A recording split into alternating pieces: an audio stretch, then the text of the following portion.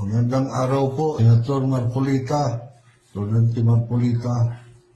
Ako po si Engineer Angelito Mendoza ng Barangay Manalungon, Santa Catalina, Negros Oriental.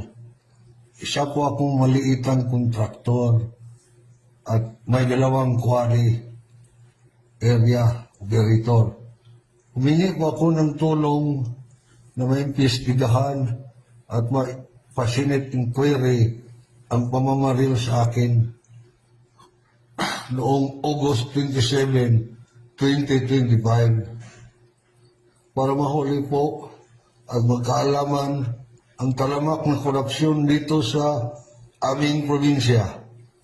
Isa po akong witness sa kasong isinampa ni Kitty Torres sa aming gobernador na si Chaco Sagarbarria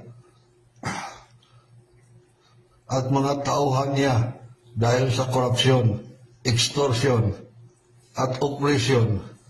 Mahigit 3 taon na kaming iniipit nila.